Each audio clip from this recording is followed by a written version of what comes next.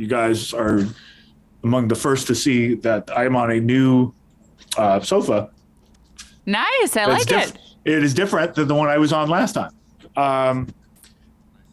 Thank you. I take great pride in this sofa. This is like a sports car. Yeah. Yeah. This is my sports car. Well, I mean, listen. Like to all the people who said I'm rapping because it's a midlife crisis. I'm trying to. I feel that. This is my midlife. This is like my. Hello, welcome to another episode of 2020. My name's Cory Peza here, as always, with Siobhán Cronin and Benny Goodman. Is it riveting, Ben? Incredible. And this week we have back part 2 with Alex Skolnick of Testament, Alex Skolnick Incredible. Trio. Absolutely incredible. Absolutely incredible. Writer of a book, podcast host of Moods and Modes. I mean, the number of things he does is just countless. So you kind of have to go follow him at Alex Skolnick to see what he's up to. Yeah. But and just listening to kind of his perspective, he goes through a lot of his creative process, and not only his creative process, but who he learns from and references when he's trying to get his creative process under control. So there's a lot you can take away from this episode. yeah, so here he is, the scholar himself, Alex Skolnick, part 2.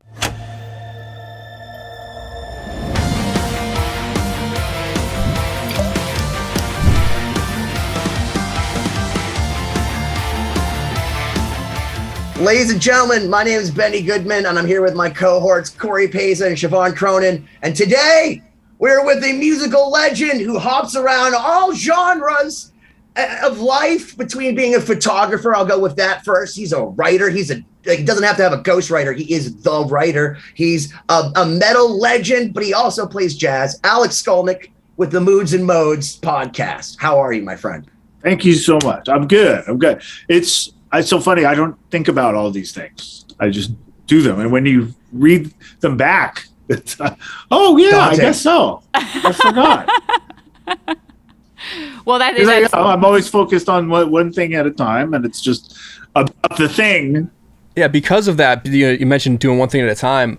How do you break up all these different facets of creativity? Is there is there a day where you might do some photo edits or something, and then hop over to music, or are you more like in a bigger space of time, in a photography mode, in a podcasting mode, in a writing mode?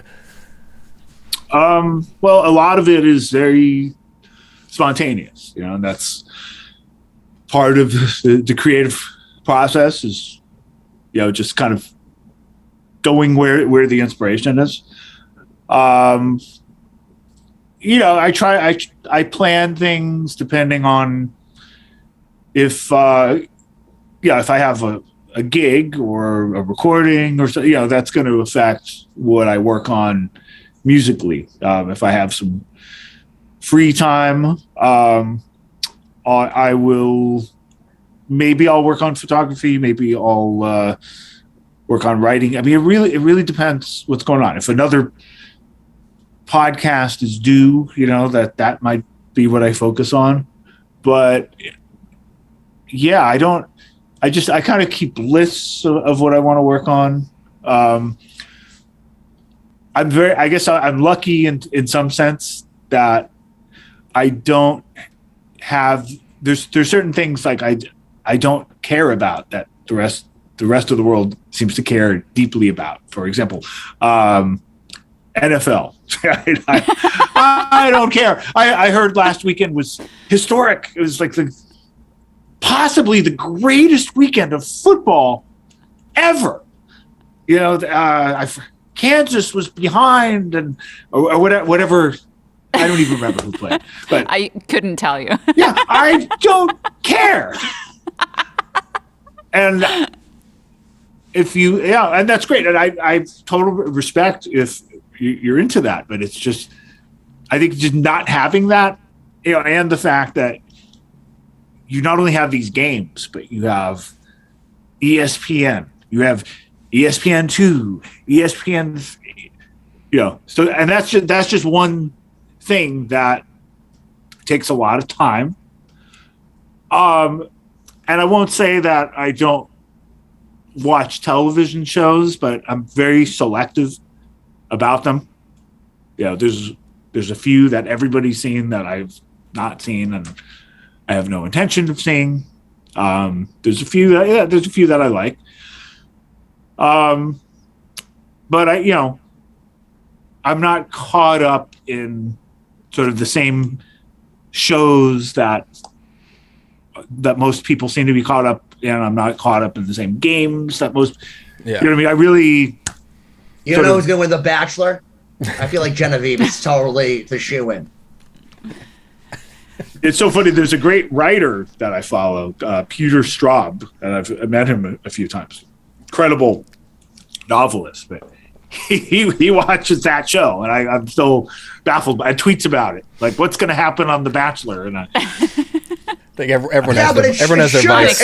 It's sugar, though. Sometimes, you know what that is? That's when you don't want, like, if you want your mind just to go to sleep.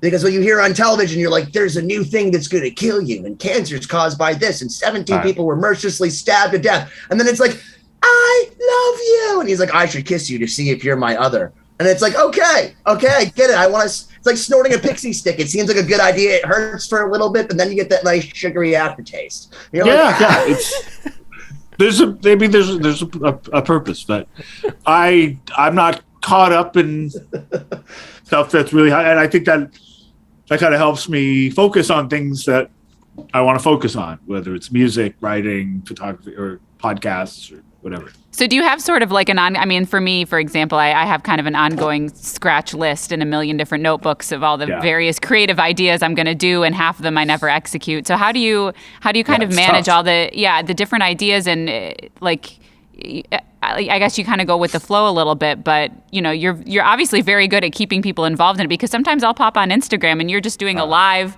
warming up, playing all these different things and involved. I mean, it's very, very cool, and you're obviously very energized with everything you do. So how do you manage all that and make sure that you're following through with some of these creative ideas you have? Oh gosh. Well, that's a good question. There's always ideas that I feel like I'm ignoring, just same as you. I have things on a list I could point to that, I have not gotten to this. And then all this time goes by, and sometimes it's a long time. Sometimes it's like an essential thing. Like you guys are among the first to see that I'm on a new sofa. Nice. I like it. It is different than the one I was on last time. Thank you. I take great pride in this sofa. This is like a sports car. Yeah. Yeah. This is my sports car. Well, I mean, listen. Like to all the people who said I'm rapping because it's a midlife crisis. I'm trying to. I feel that. This is my midlife. This is like my. That's your green leather sofa. I cover it like you would cover a car. Yeah. Because like grandma. Because of cats. Yeah. Oh, well, that's just, come on, man. Like, I have cats, and I feel like if you have cats, you just need to know it's going to fucking look like shit at some point, and that's just one thing you've foregone in your life because you have an animal that just scratches things. No, I made a deal with my cat. They can oh, yeah.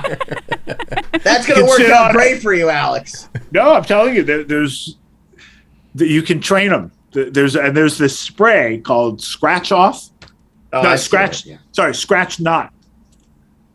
And it's great. If you catch them scratching and you scold them and just spray that stuff on the sofa, which they get it. They get it just a few times, and it's like, okay, they sit on the sofa. They have other things that they're allowed to scratch. The point being, this was something like years we're going by this. It was peeling. It was and the cats did get to a certain part of it, like it needed to go. Mm-hmm. And it took a long time, but it finally got done. But that's an adult thing, though. It's like buying yourself a good quality bed. You sleep every single night in that bed. Like Siobhán, I saw it on your story. She finally got a good mattress. Way to be a fucking adult. Like, I guarantee you, Cory's wife does not let him sleep on a bullshit mattress. Like that's something that adults No, but buy. let me tell you though, a new mattress was one of those items that kept getting transferred from notebook to notebook for like years. It was one of those things where it was like eternally not scratched off on my list, and I'm like, what a piece of shit you are. Like, why can't you just deal with this right now? Yeah, because it's kind of a big deal, though. It's like you got to get rid of the other one. You got to. It takes mental energy. I get it. There's an emotional process that goes with that. But also, every morning is there like a shuffle of priorities. So you have your list, and there's usually, at least in my book, there's like the, I have to have this done this week. I have to have this done this month. I should probably get this done at some point in my life. And then every day you kind of have to like jumble those around and say, all right, what am I actually going to be able to achieve with this? You know what I do? In a world of lists, I just do Hungarian Rhapsody. I see what I'll be here all week. Yeah. Well, so these are normal things. I'm not as good at normal things, right? Everybody has to change their furniture. None of us are. That's why we're musicians. Somehow it's the hardest task. I know. Yes. But you can like throw me on a stage with a guitar in front of thousands of people, even if it's like guesting with a band I've never played with, and fine, no problem. That's easy. That doesn't freak me out. But like, dealing with furniture and like going through that process, that freaks me out. So, so there's a lot of things that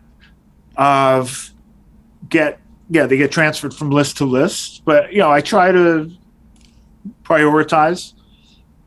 And I guess I look at people who are hyper productive.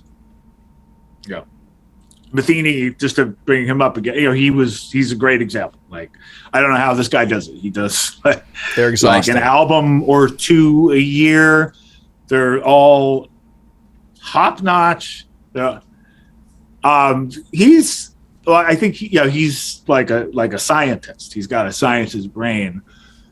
But also like some of the stuff he does, like it's way beyond.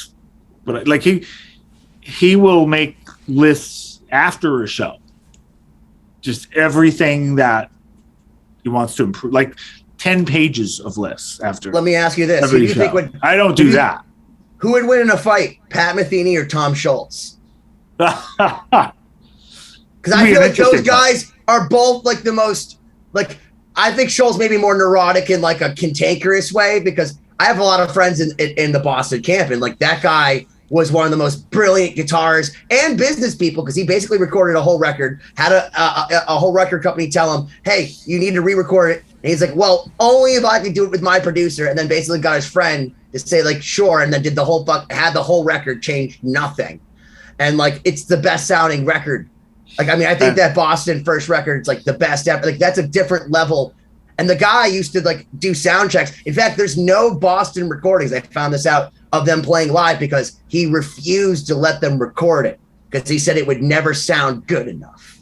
That's amazing. I think I would still put my money on Pat, because definitely different level. As far as like content, like if you say, what's your favorite Boston album? There's really like two Boston albums that have really one that everybody talks about. With Pat, it's tough because there's just so many. But I mean, he's one person, but he's not the only one. There's other people in other fields. There's people who get documentaries made. Amazing. Mm-hmm. I mean, that's such an incredible process with so many moving parts. So I look at people like that, and I just think, oh my God, if they're doing this and you have to be so focused and so organized. Okay, there's no excuse for the things I want to do. So all right, I want to know, which Beatle are you? Because you got into the documentary. I know you must have watched Get Back, obviously, for the shirt. I just started watching it. Yeah. Are you a Paul, where you're kind of like subtext dick, but then you're also playing Let It Be and no one shuts up? Like, are you Ringo, just sitting there like kind of like stoned out of your mind, but you're nailing it? Like, who are you? Which Beatles? Well, they're all amazing. I think Ringo really got his due in this, which was great, like long overdue, because he was always kind of overshadowed by other drummers from the same time period, that were more attention getting. Keith Moon, for example, Ginger Baker. And you see in this series that, wow, he really adds so much to the song. It's not just about bombast. It's not about chops and who can play the most notes. He just really just makes the most of the songs. I don't know. They're all such different people. So I see them, on this level. It's hard to say I'm like any of them, because they're all their own thing, and then you put them together and there's just nobody like that. I think it's great to see them working though, and it's great to see that they're human. There's times where they play wrong parts or wrong notes, or it's out of tune, and all the same stuff we go through, but they work so hard at it. They keep at it. And that's super inspiring.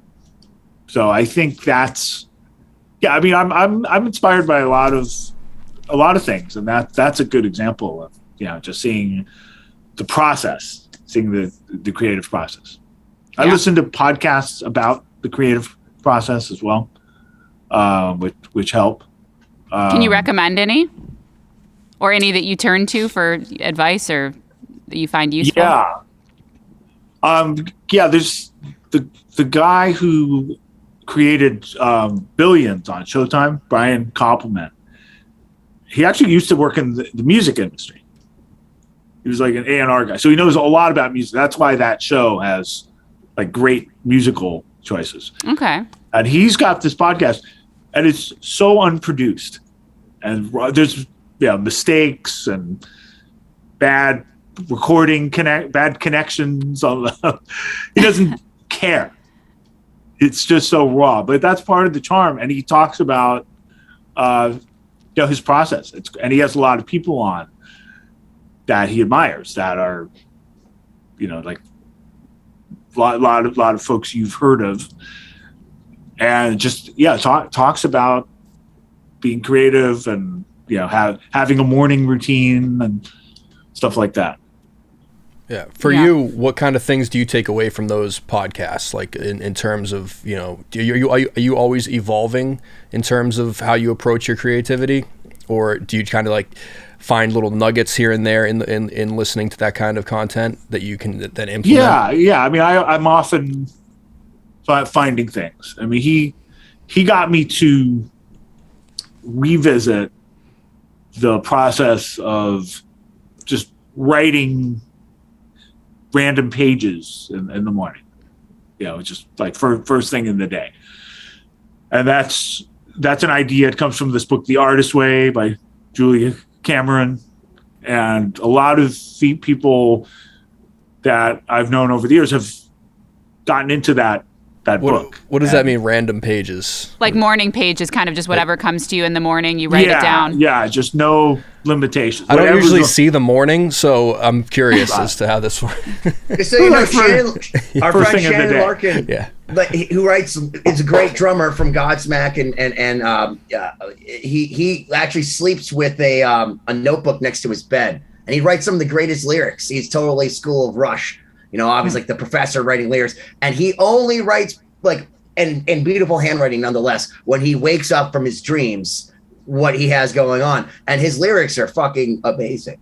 So there's got to be some. I'm too lazy. Like I'm actually usually getting over my benzodiazepine haze. So that's I can barely brush my teeth. I sometimes put the wrong thing on the toothbrush. Well, sometimes when you're in that haze, though, you'll have connections and ideas that you might not have moments as you start to wake up, and it's like that can really help. Sometimes you'll be just writing things down, and suddenly he talked about this on one of the episodes. He said I was in the middle of this, and all this time had gone by, and we had a script, and I had no idea how to do this transition from one scene, and then it just came. I figured out how to do it. And he's like, I can't imagine doing that. So yeah, I can relate to that. And there's another good podcast. I actually haven't listened to him in quite a while, but I should. Tim Ferriss, who's pretty well known. I've listened to him before. Yeah, and he's fun, and he had a great episode with Seinfeld, of all people. I mean, he gets people at that level. He gets other people that you might not have heard of, but he really engages them. I mean, you could tell Seinfeld was so unguarded. It wasn't like seeing him on Fallon or something like that. He didn't have any pressure to be. It was just being himself and talking about his process of getting ideas, keeping track of ideas, training your brain. And he does have some funny bits about it. I mean, he says the brain is a wild animal and you have to tame it. And he's so right. Because I mean, we know how many people do we know, and we just see them, like chasing, going different directions that aren't healthy or are counterproductive to whatever they're trying to achieve. And it takes a lot of time. It takes a lot of practice. It takes a lot of failing and then trying again. Yeah. Well, let me ask you along those lines, like personally, one thing I struggle with being someone that plays, I play in a rock band. I also play classical music. I'll do various independent projects. I'm with Lost Symphony. We do this podcast. So I find myself, at least with my brain, it's very hard for me to do multiple things with multiple different projects in one day. I get very focused in one thing, and then I feel like in a certain way I kind of have to abandon the other things for a while. And then there's a period of shifting where I have to get back into it. Like go from playing rock music for 2 months on tour to practicing my classical stuff again. And, how do you manage that, keeping everything alive of your various different interests without having to kind of neglect things here and there? Or is that part of the process? Yeah, I think that's part of the process. I think you have to neglect things because you can't do everything all the time. You're always neglecting something. Yeah. We're neglecting things right now. Sure. Right? It's an opportunity cost to be on this show. Every moment of this, you could be doing something better. You could be organizing your CDs alphabetically. There's so many things you could be doing at a higher priority level on the list from years ago. I'm not saying anything's better than being on this podcast. Maybe this is like a... Well, better's subjective, Alex. It's not, what is better? Maybe this is a peak experience. Right. I mean, I think this pure leaf, natural brewed sweet tea is better than most sweet teas, but that's just me. Yeah, I tend to agree with that.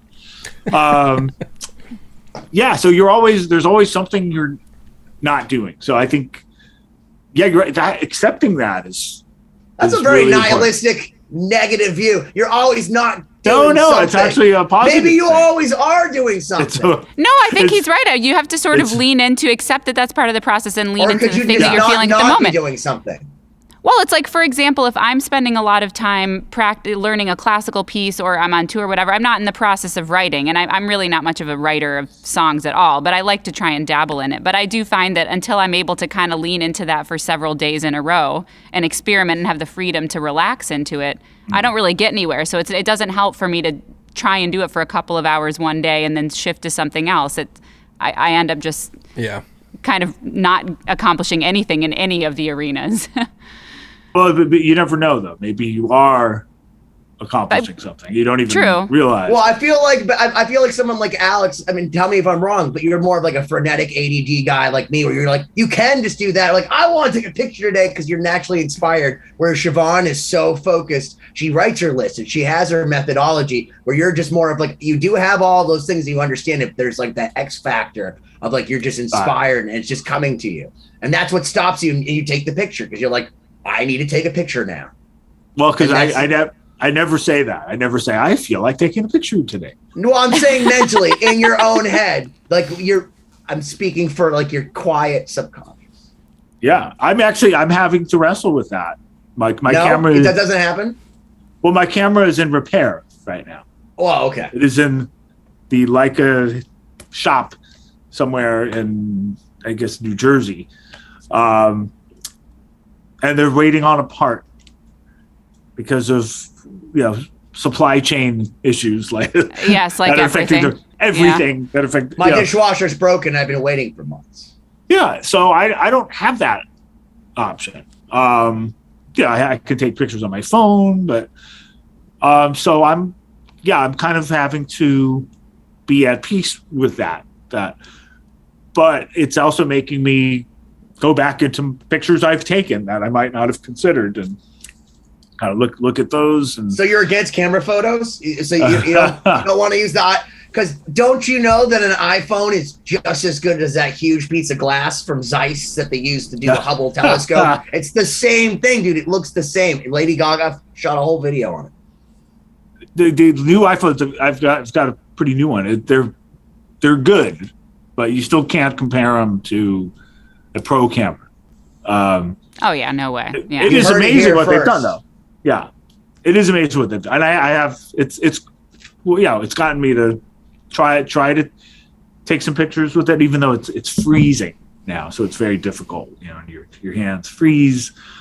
But I do get back to your point. It's not saying I feel like taking pictures. It's more like something I'll see a good photo. I'll see a good opportunity for a photo. Oh, I want to take a photo of that. And I try to keep my camera in normal times when it's not in repair. I try to keep the camera at all times. Mm-hmm. If I go to my storage unit or some Whole Foods or some routine thing, it's there because I may be inspired. I may not. I've also had days where I get on my bike. I actually have some rare free time and do a ride all over the city, and nothing happens. I'm either not inspired to take a photo or I try, but when it happens, it's usually unexpected. Like it comes to you, and the same thing tends to happen to me with music. I can't plan to compose a piece of music, but what I can do is, if I happen to come up with something interesting, I can capture it on a voicemail or a video or whatever. Now, of course, what ends up happening is I get this backlog of raw ideas. Yes. But I have hard drives full of those. But you know what? Yeah, it's so interesting. So I've been on myself to go through those and just try to work on some of those. If you want to hear something Jedi, go back and watch Mark Tremonti on our show. That dude records everything, but he's got this in like the Dewey Decimal System of Tremonti, where he's like, okay, I need a coda, I need a part B, I need a chug at 70. And like he can put it all together, and he's like a mathematician. It's like Tetris with him, where he's like, oh, I feel like I need to go into this archive, and he has He has a rating system for the quality of each riff or progression, and then he's able to take them from something he recorded months ago, and just by the labeling system, this will work with this over here, and connect them. And he's such a ubiquitous writer that he's like, that's an interesting idea. That's a great way to do it. He can write 8,000 pieces of shit because he records 9,000. So 1,000 of them are really fucking awesome. Yeah. It's like, holy shit. I learned a lot from him in that episode for sure, because I'm the person that's the exact opposite. I have He's piano so idea hyper-organized. 1 saved in my documents folder on the desktop that then gets moved to another folder, and there's no understanding what it is or what it means, and it gets buried and lost. Yeah, idea thingy 0003, idea thingy chorus riff 05. Yeah. Or Brian saves it to your trash folder and then just deletes it and then goes, who's Jeff Loomis? That's a true story, Alex. Jeff Loomis had to go hiking in the mountains. And he's like, is there another song that we want you to do? So we had Siobhán was here. For Lost we recorded Symphony, a song, the whole Lost Symphony song. It was a great song. And then my brother, who has no idea who Jeff Loomis is, literally deleted the song and then got mad at us because he had just had a baby. And he's like, oh, it's 10 o'clock. My baby's sleeping. And we're like, but we need the tracks. And he's like, who even cares about that guy? And I'm like, everyone cares. He's one of the greatest guitarists in the world. I had to yell at him, and his wife got mad at me because his baby was sleeping. Long story short, we re-recorded that song, I think. We did. We restarted it again from the beginning. Don't save your files to the downloads folder. Yeah, that's what I'm saying. Yeah, don't do it. Damn it. File management. That's the lesson here. Right. To the iPhone. Did you not remember reading that thing from Metallica that Kirk Hammett didn't get any of his songs in the last Metallica record? He'll never live that down. Yeah, because he lost his phone and it wasn't uploaded to the cloud. And I bet you someone at Apple's like, that's what you think. Yeah, why wasn't it uploaded to the cloud? That's what I don't understand. I bet you it is. He just needs to go and talk to somebody like Trent Reznor who works there or Dr. Dre and be like, where's the extra room where they have the stuff that I didn't say sync to the cloud that you have the U2 album with too. Oh, that's so funny. Well, anyways. Yeah. In normal circumstances, so all those little ideas, though, they're really helpful. So those I can't plan, but I can plan to say, okay, I'm going to go through these. I usually write them like whatever the project I think they might fit with. You know, if I hear a riff that might work for Testament, I'll make a note of that. Something that might work for the trio, I make a note of that.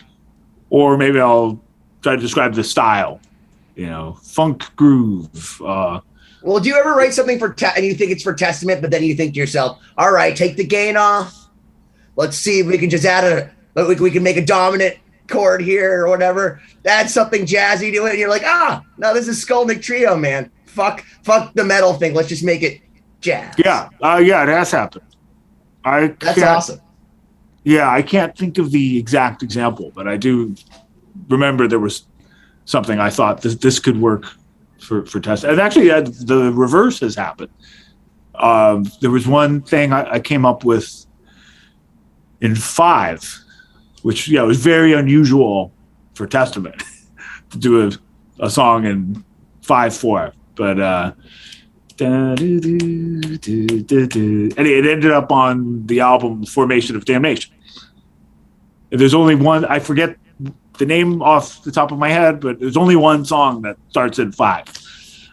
And that was something I originally thought, okay, this is probably something for the trio, but it ended up being something more for Testament. So you never know, and you just have to try a lot of stuff. And I've learned over the years just to be more patient, because a lot of the ideas you come up with aren't going to be useful.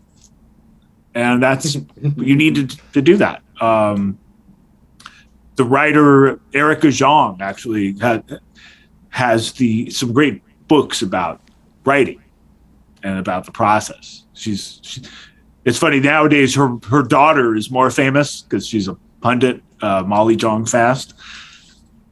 But Erica Zhang talks about writing, and she talks about they're just writing so much that she knows is not going to be usable, but you do that for the tiny little part that is usable. Just like take a bunch of pictures. I know I'm not going to use a lot of them, but there's always that one. And then when you find, and the same thing with song ideas. So whatever it is, and then when you put the good ideas together, then it starts to add up. And then it also takes talent to recognize that. You have to be honest.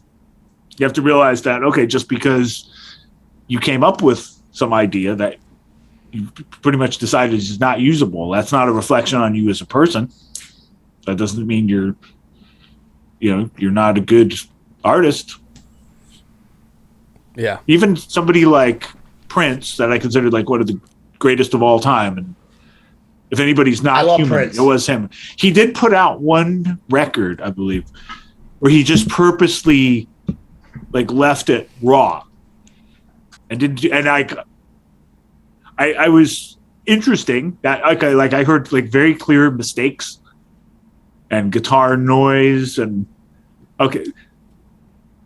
But I thought, okay, that's very cool that he would do this and put this out because it doesn't always sound the way we associate with him.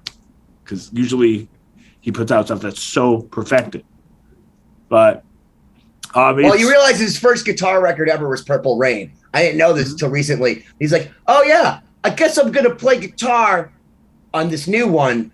And then he played Let's Go Crazy, which is one of the greatest guitar solos in any pop song ever, or period. And then he recorded Purple Rain live and didn't even tell his band he was recording it. And that's what made it to the record. It actually is live. And he's just, that's him off the top of his fucking head.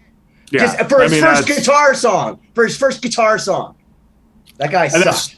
That's just, that's just the level of genius that's like, once in a generation. Not even a generation, like once in a century, I would argue. So you can't compare to people like that. And there are going to be those occasional people. So that's another thing too. Don't beat yourself up because you're not like that. There's still, there's still plenty of, you can still be. Do you think it's interesting seeing Prince, which is probably on the same level as Pat Metheny, because they get the savant level out where Prince could, wear the platform shoes and then he would do all like the tricks and he'd still play guitar and throw it around like Yngwie Malmsteen style. Whereas Pat Metheny's like, I'm going to write 75 records. And Prince is like, yeah, I'll write 100 and not release any of them.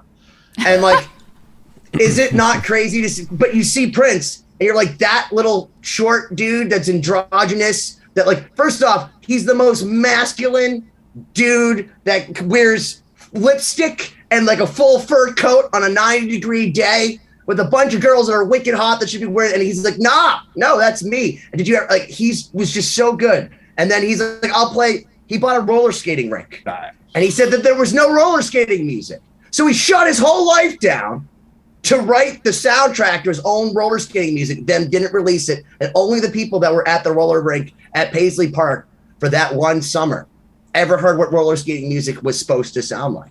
Like, that's ridiculous. Like, you can't make that shit up, man. Well, that gets back to, just being inspired. I mean, just, sure. Yeah, he was inspired to do that.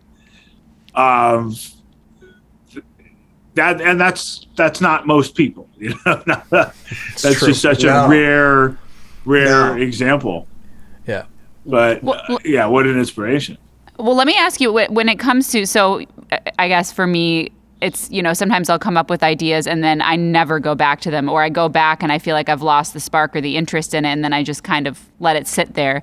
How do you go through the process of finding the gold in what you've written and then developing it? Like, what is kind of step 2 after you go back and kind of sift through some old ideas? Well, it depends. I mean, the last couple weeks, the drummer from my trio, Matt Zabrowski, he and I have met up. We've started. So he's, for those trio albums, I mean, he's a big part of the process, and for that project, it helps to, have somebody to work with. And if I know I'm meeting up with him, I want to show up with something. So I'll listen and see what I have, and I'll pick some cool ideas, hopefully. And he came by last week, and I went through a couple of these ideas marked AST, and there was one of them I just completely forgot about, and then it wasn't obvious how to play it either. Like, listening to it, I'm like, how do you even play that? What strings am I don't even know. And I started to figure it out. While figuring it out, I accidentally went into this other part in a whole other key, came up with this other part that I liked better. And then I said, that's the part, that's the main part of the song. And then the other thing, it may show up still, it may be like a bridge or whatever, but this other totally accidental part came, and it just showed up, and it's even harder to play. I'm stuck, but yeah, sometimes when I'm reviewing these ideas that are challenging to play, and I'll even tell myself on the voicemail, fifth fret, second string, third finger, whatever. While I'm like relearning some of these ideas, I might come up with some new ideas. But it's different every single time. Yeah. When it came to talking about your trio, when it came to forming that, how did you, and we may have touched on this in our prior episodes, but how did you find your bandmates and what? Said watch them if you haven't. Okay. He's just interrupting you for no reason. Yeah, right, for no sorry. reason. No, but I'm curious to hear, because this is, I think, an interesting part of the creative process, too, is you decide you're going to write some original music or you want to do something within a certain genre or style, and you find people, a team, musicians, to do it with you. So how did that happen? Well, I was at the new school. I was kind of in my keeping a low profile period. Testament hadn't reunited yet and resurrected yet. That was a few years away. Didn't even know that was in the cards. And Matt was in the same music program that I was at the new school. And he was about 10 years younger, but he was a star jazz drummer, but he like a lot of them, he'd gone through a metal period. So he had a Testament record, and he had Megadeth records, and it's kind of hilarious now because he's been to a bunch of Testament shows and even shows we've done with Megadeth, and like he's met all these bands that he used to listen to. But his main influences were jazz drummers, Elvin Jones, Billy Hart, people like that. But he was also he didn't quite fit in with, like, there's always a main clique, I think, in any educational setting, any school, right? I imagine it's like that, even if it was like a medical school or a law school or a writing program or whatever. There's kind of there's the main clique of people, and then there's sort of not even outcasts, but just different circles. There's people who don't quite fit in and don't know where they fit in. I did not know where I fit. I didn't really fit in anywhere because I had done these. I'd been in this metal band at a really early age, and then I was sort of in the process of reinventing myself, keeping a low profile.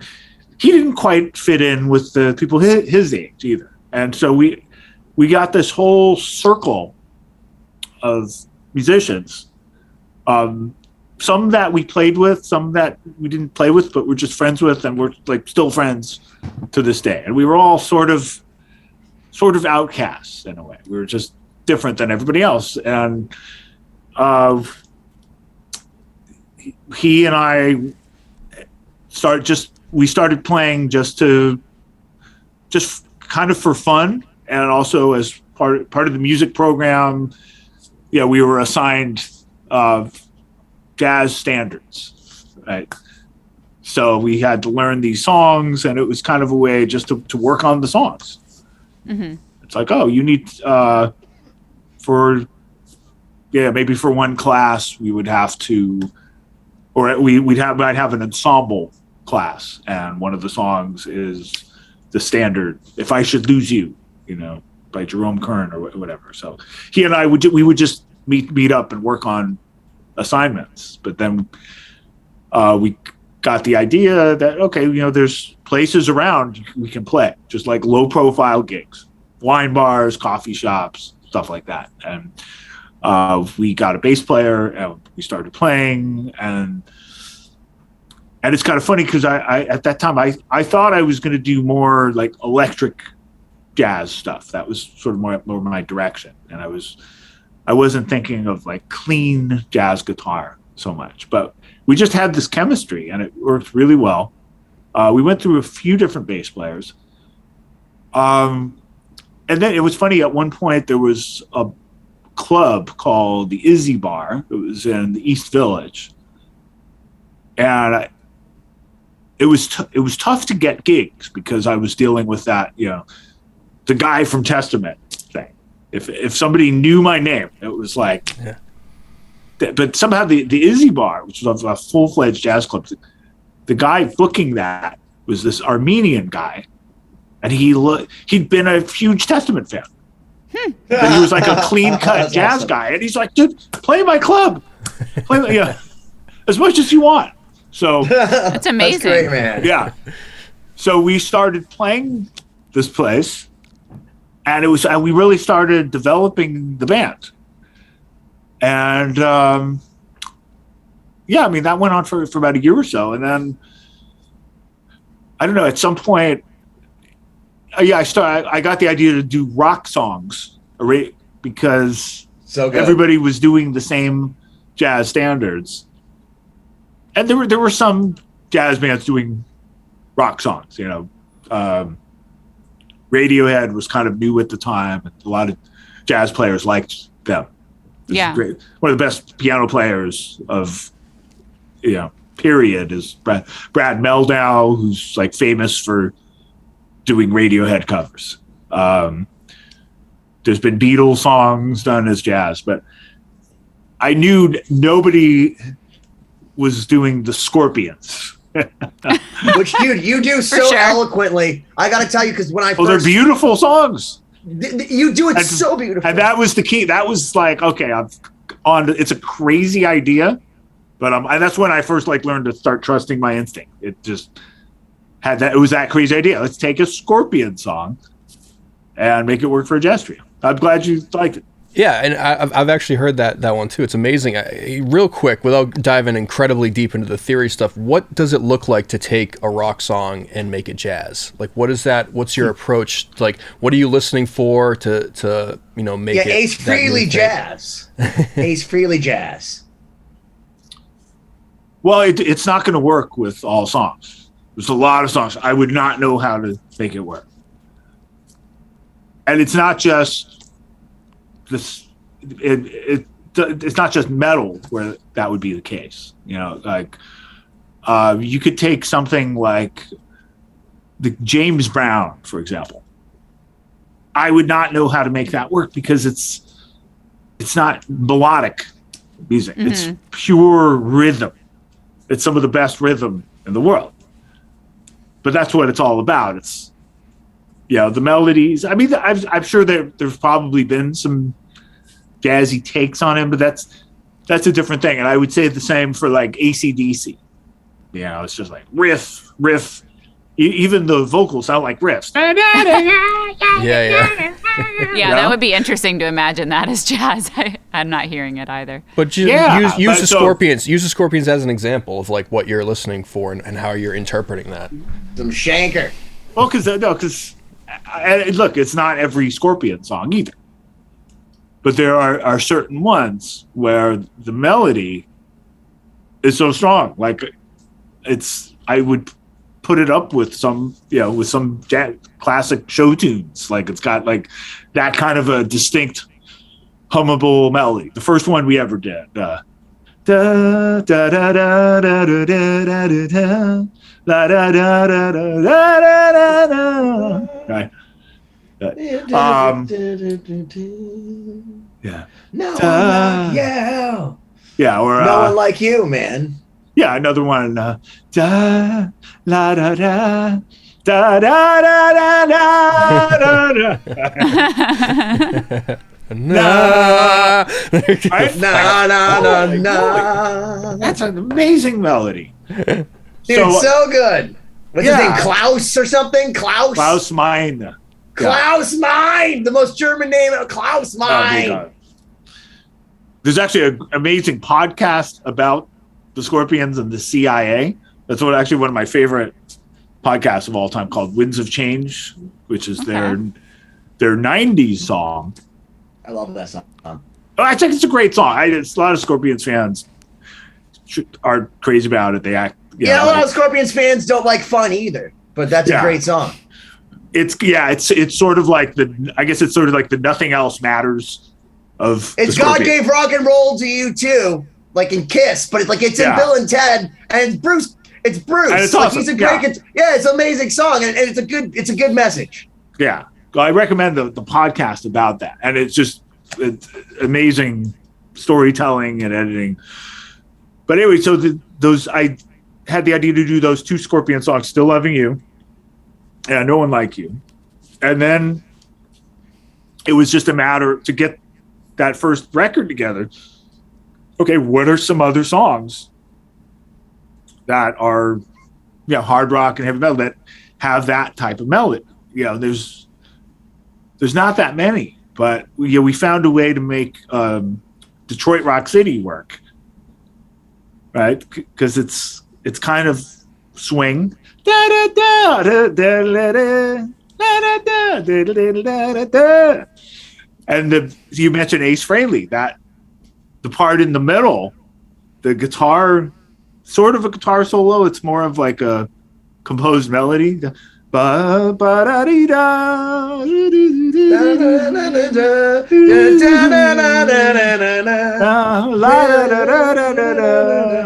Right, melody, and then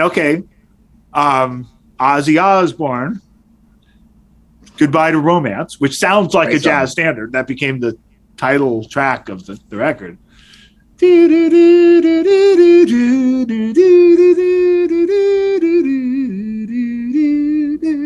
Yeah, all of those songs have super strong melody. So if you're gonna to make those work, that was the criteria. And do you know who's the OG? Do you know who's the OG of this? Who? Did you ever hear Pat Boone do? Yes.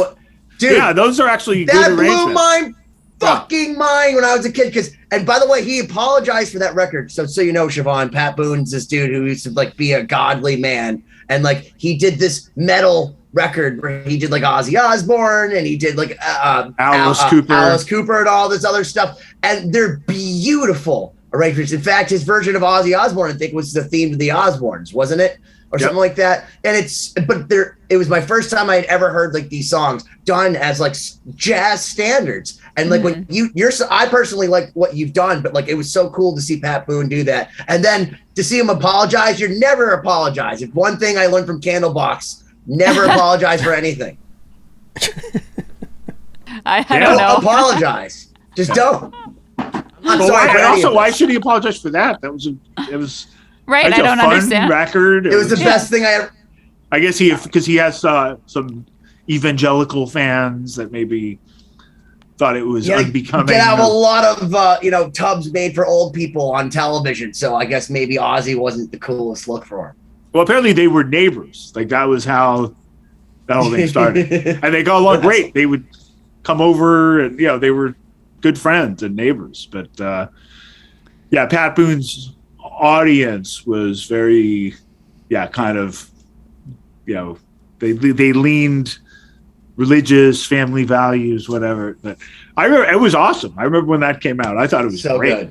Good. Yeah, but it's a very different thing. Though he also did it more lounge style. That was definitely, it was very well done, but it was definitely a novelty. And I was kind of trying to do it. No, your stuff is very natural, but fun cool. At the same time. We're aware that it's kind of crazy. Well, in the few jazz lessons that I took for fun, the one thing that was amazing was there's just infinite levels of reharmonization you can do on the same melody.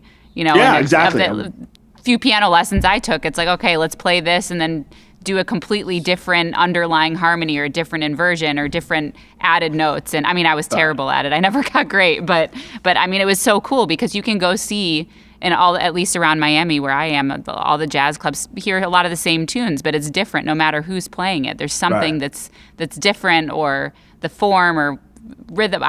It's just infinite possibilities.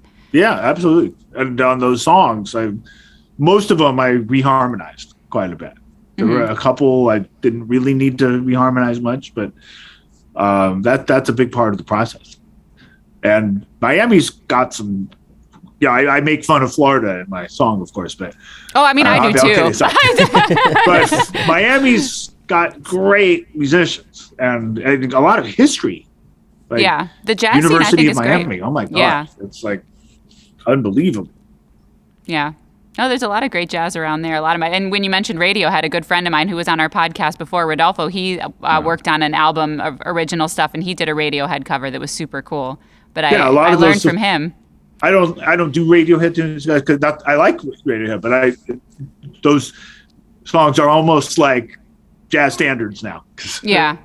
So many people do them, but they really do lend themselves to jazz reharmonization and improvisation. A recent podcast I had musician David Becker, who's a great jazz guitarist, talking about Joe Diorio, who's like this legendary jazz educator. And we talked about the University of Miami, because there was a point where Joe Diorio was based there. He was on the faculty. Metheny was a student there, very young, but they both played with this Miami-based musician, Ira Sullivan.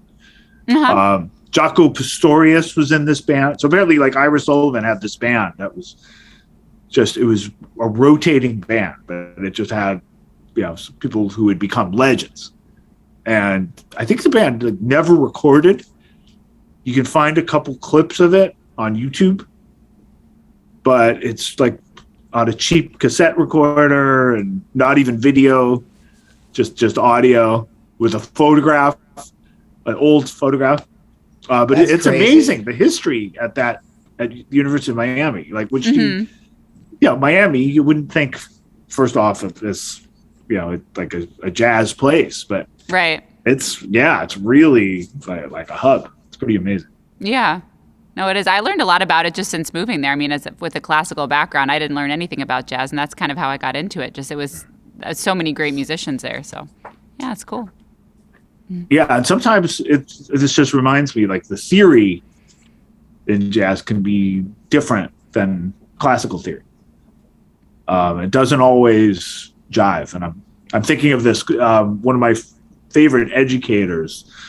His name is Mark Levine. He passed away, unfortunately, but he's, I think, just last week. But there's a lot being said about him. So not a household name, but if you ever studied jazz, you would know his name. And he would talk about, like, the differences between classical theory and jazz theory, and no theory at all, because, like, some things can't be explained by theory. Mm-hmm. And he had examples. It was really cool, because I used to think, you have to learn all these scales and all these triads and it's very helpful. Just chordal scales. It's great. That's what Carol Kay said to me. She literally just yelled at me, all you need to know is chordal scales, all you rockers. All you do is just learn all these scales, and they're just meaningless runs that don't know anything. And if you just play the chord, if you know what you're playing on every string, and you'll always be fine. The chordal scale. All you need to know is the chordal scale. And she said that over and over and over to me. She just kept coming back to it. That's interesting. And I'm like, yeah. And I was like, are you serious? And basically everything I learned from Paul Gilbert with the pink guitar or whatever seemed like it was wrong. And she's like, do you want to know the first thing that I learned? And she started showing me like moonbeams, some crazy polka dots and moonbeams. It's earlier than that. But she started showing me, she's like, you had to learn this chord and this chord and this chord. You had to walk the sevenths. And I was lost from her first lesson. So like, it's just interesting because she was like, don't do any scales. If you want to do jazz, you don't have to know any scales. You just need to know the chordal scales. And once you know what's in the key, then you can do anything in between. It's all about landing on it. And That's anything so in between is fair game. It's just fair game. All the in between is fair game. You got to land on it. Yeah, I think everybody's probably got to develop their own approach that works for them. That I'm sure that sounds like I don't ever land on it. Yeah, I always land wrong. I'm in physical therapy 3 times a week in a pool. I never land right. Trust me. Yeah, but I mean, so being tangentially familiar with both classical and jazz, and having no real right to an opinion, in my perspective is more the rigidity of, I guess, like where you are, coming from and going to. Obviously classical, it's very obvious if you listen to classical or jazz. So like I can see how the theory would dictate, a different set of rules all while obviously you got to be in some sort of framework, but they're very different frameworks on the output of what you guys are working on. Mm-hmm. Well, I think a lot of the elements are the same, but there's just different ways of thinking about them. Like Baroque counterpoint, for example, has all these rules that you're not supposed to do. Parallel motion, Yeah. Like, a lot of in jazz, a lot of that does not apply, or it's sometimes it's useful. It can be a good guideline for like moving from one chord to another. It actually might sound better if you don't have parallel fifths moving at the same. But you can't go by those rules, though. They will just severely limit you, especially when you get into more modern jazz ideas, where outside playing. I mean, there's things that actually it makes sense to me now, but it used to make no sense at all. And a lot of it does go against a lot of conventional music theory. What about the improv aspect? You could improvise in a certain style, like, for example, like when I improvise, I tend to rely on a lot of the classical things I've played before. So maybe it might sound more Baroque with like a certain type of rhythm or like voice leading, or you could sound more classical or more romantic with different accidentals. But I mean, yeah, that doesn't really exist much because you're mostly playing through composed music where there's no space for improvisation. There's a good recording. One of Chick Corea's last records before he passed away it's just a solo piano concert, and he does a couple pieces where they're classical pieces, but he improvises. Like he'll do it off the page. One of them's Scarlatti. Uh-huh. And it's beautiful. And then he gets to this one section and you could tell he's improvising, but he's keeping it in the style. That's amazing. And it's really cool. You should check that out. Yeah, that's very cool. I was trying to find, I apologize for leaving. I was trying to find the notes. I forwarded them right to Alex because Carol Kay sent me a whole like diatribe, like just of all this, like, you should listen to this, you should listen to this. Don't listen to this because of this and this and this and this, because you won't understand it yet. And like those were great notes. I mean, but if you know what her voice sounds like, and then you hear her, she becomes your inner monologue when you read what she wrote. And I remember I also forwarded it to our friend Bumblefoot, and Bumble literally wrote back to me like, "Oh yeah, that totally." You're on a first name basis with Bumble. Yeah, Ron Thal, and he's like, "Oh yeah, that totally makes sense." And like, here's the thing: if you forward something to Ron, he'll actually read it all the way through.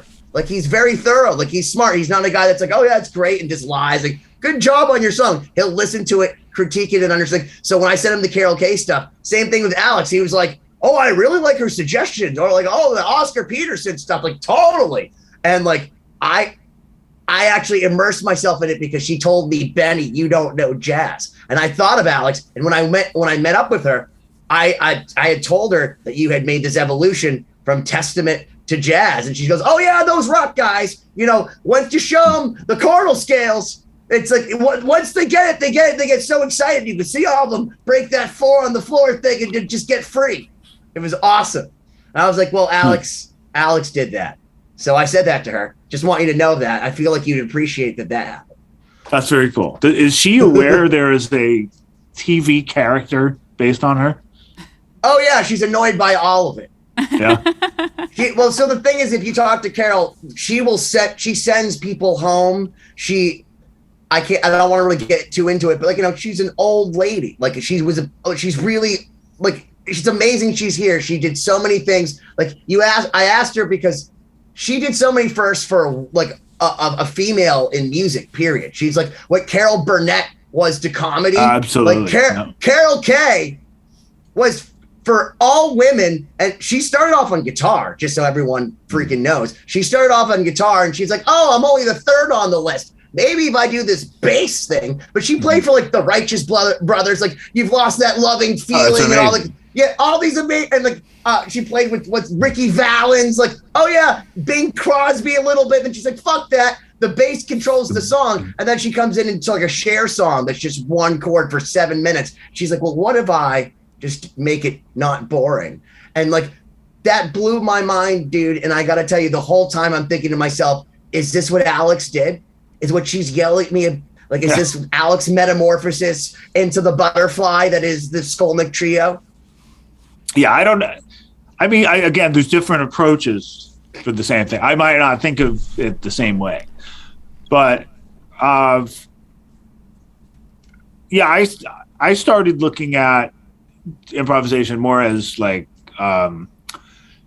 making maps of the song, right? It's like you can't jump into a jazz improvisational solo the way you would say we're gonna jam on a Jeff Beck song.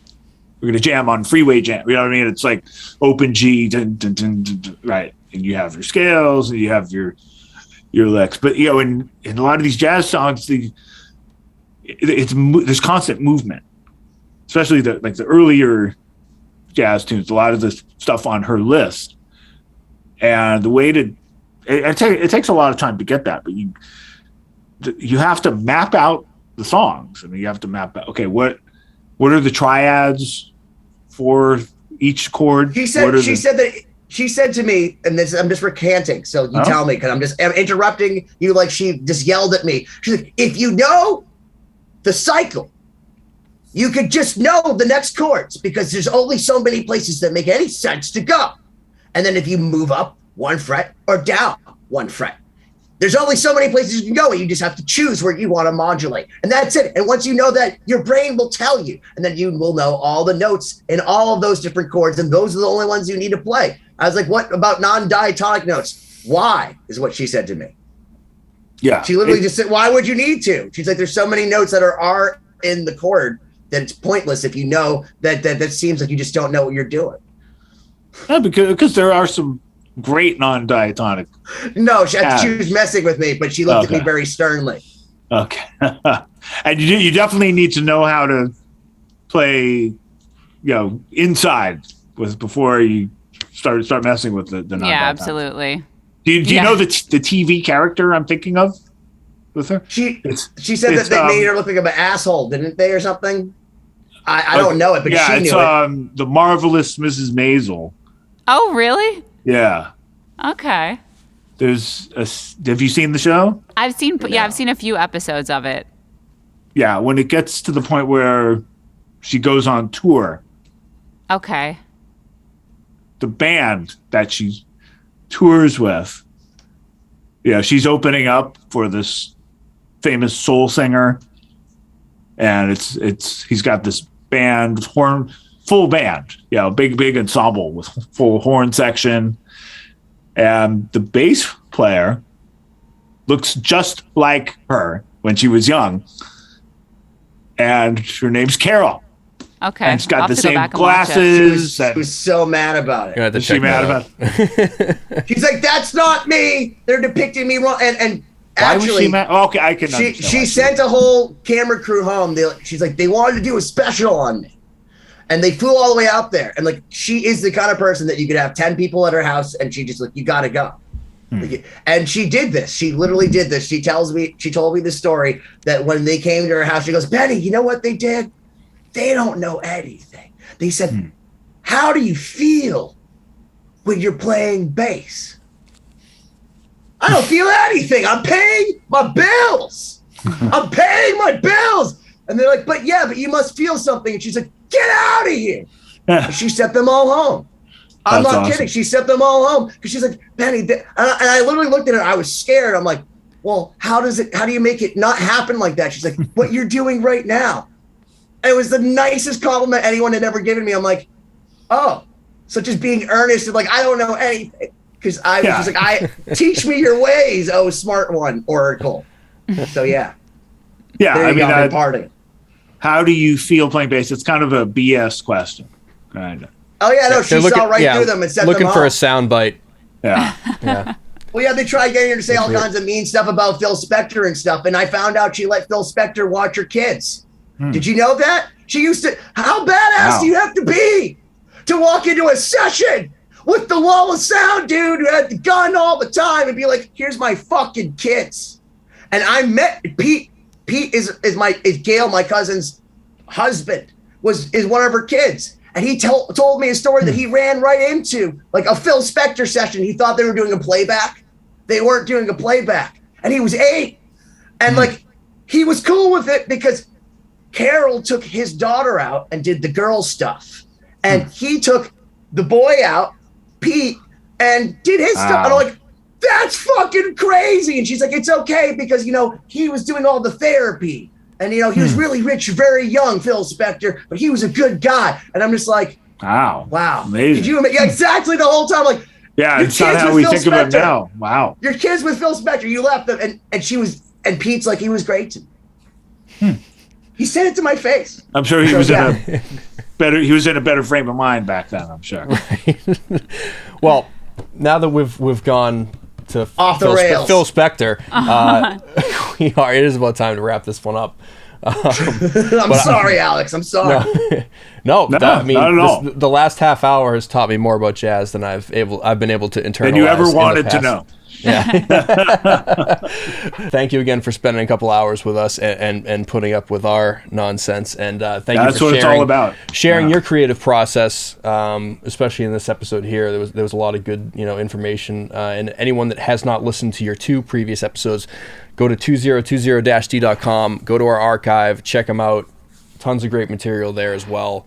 And we're super excited that you're going to be back out on the road, this year, knock on wood. And hopefully we can catch you. We'll take a look at the schedule. We'll have links to all your website information, to the videos we talked about, and everything. Is there anything else you want to let our several dozen listeners know about? Yeah. I think we covered it, right? We talked about the podcast. Yeah. Moods and Modes. Moods and Modes. Check it out. I didn't talk about Pact, the instrumental project with Percy Jones, myself, Kenny Grahowski, and Tim Motzer, but it's a really cool jazz rock instrumental project, and I'm kind of in shock. We were in the Jazz Times poll. Like our album is like among the best releases with some, which is crazy. And then I think we're on the best new artist list. Wow, amazing. So that's a whole other talk for another day. But we recorded in the studio. Congratulations, dude. Thanks, man. We recorded it. Percy Jones is a legend. He played with Phil Collins back when Phil Collins was a great drummer. And unbelievable.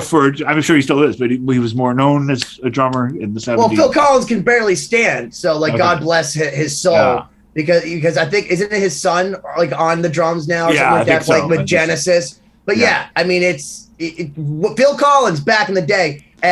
Forget about it. Yeah, and Eric Clapton. Yeah, well, their band was called Brand X, and he also played with Brian Eno. So he's a legend. So it's been really fun to play with him. We squeeze in a week of shows here, a week of shows there, and we recorded in the studio. We have an album coming, and my intention is to write and record another trio album this year. Wish me luck. And some other music too. So.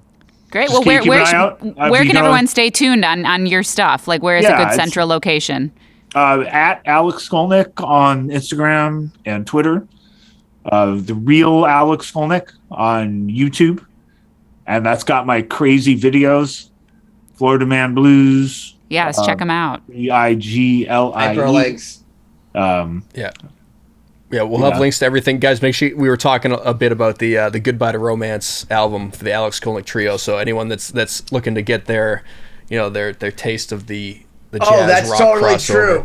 Yeah, it's one of those things that Yeah, you know what? It's so good because it's one of those things that, like, if there was a crossover for people who are closed-minded to jazz music, but you wanted to open your heart just a little bit, and you're like, okay, the guy with the cool hair from Testament telling me that this is cool, and I can ease in with the Scorpions, but like you do it fucking great. It's so well done, and the finesse for which you play. Like if you've never listened to jazz and you want to ease into it the right way, go listen to Alex and his trio. Play some Scorpions or some Kiss, and you'll be fine. I promise you, it'll be okay. It's a great endorsement. I've heard all those links there. Yeah. I've heard of couples agreeing on this music. They can't agree on any other music because amazing. Right. There we go. Perfect review. The guy will be like a metalhead, and he likes Testament. The girl, wants nothing to do with that. But then he can listen to the trio because it's me. There we go. And she likes it too. Yeah, I've met a few of these couples. So that's amazing. Bringing people together, saving marriages one guest at a time. One at a time. Yeah. All right, Alex. Thank you so much, man. 2020. Good to see you. -d.com. We'll see you next time. Me and Miles agree that melody is the most important part of any song. That's what people are singing back to you. You know, they're not tapping out double bass kicks or harmonizing arpeggios with you back vocally. They're singing what the words are and what the vocal melodies are. But yeah, whether it's a saxophone melody or a vocal melody or a guitar melody, if you're listening to Baker Street, that that's a great melody. Melodies to me are the most important thing. And it pissed me off when I was young in my career and people would be like, you're a guitar player. I'm a songwriter. I'm a melody writer. I'm a songwriter. I'm a songwriter to the core. That comes way before guitar playing to me.